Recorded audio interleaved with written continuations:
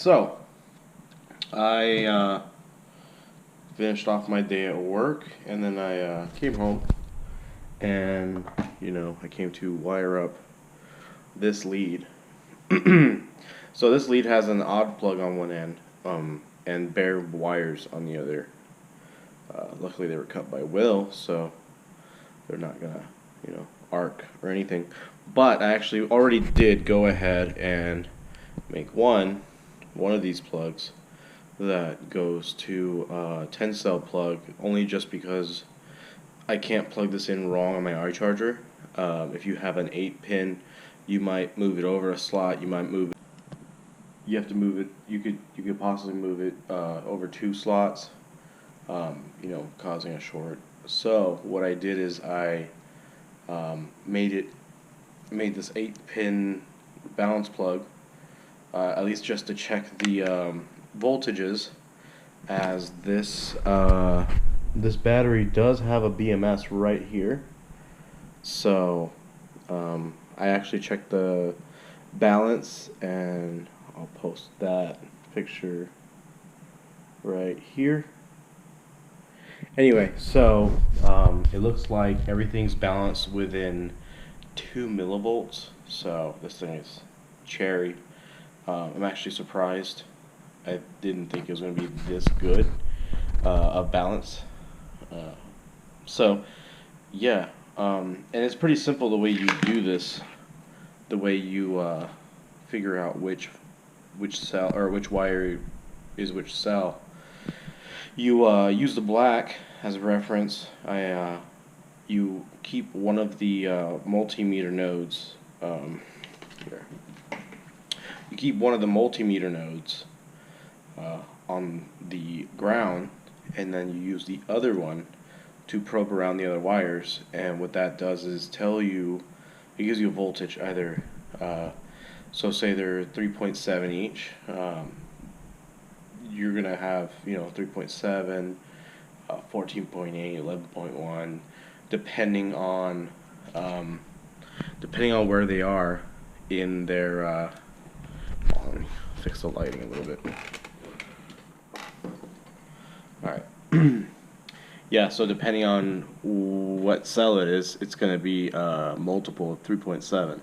So one cell, the first cell is 3.7, then 7.4. 11.1, 14.8, 6, it's just, and so on, like 18.5, 21 something, 20, yeah. Anyway, but you're essentially just you're soldering the plug in order that way, and that's how you end up with a balance plug that will plug into whatever charger you're using. I'm fortunate, I already have an iCharger that's capable of charging 10S. This is only an 8S cell, or 8S pack, so no problems there. But being that this does have a BMS, battery management system, I might not balance it. I might just keep a beeper on it, just to keep an eye on the balance of the cells as it charges. And if something goes awry, it'll beep. So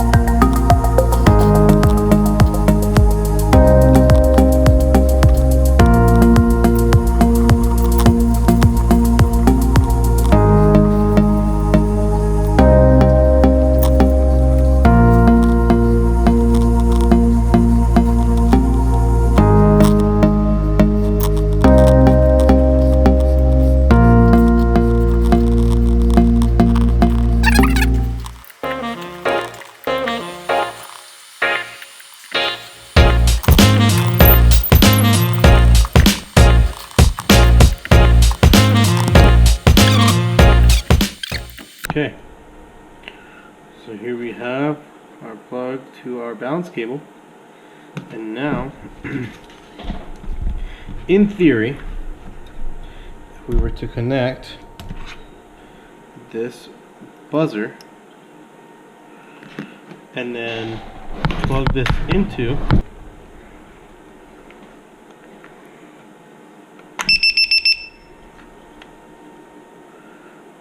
volts, 3.58, 3.59, 3.62, 3.53, 3.59, 3.73, 3.50, and 3.88, which gives us a total of 29 volts. Not bad. So that means if my wiring was incorrect, which it isn't, we would have had an error on this simple 8-cell buzzer. So we're good, and we can verify that with this here buzzer.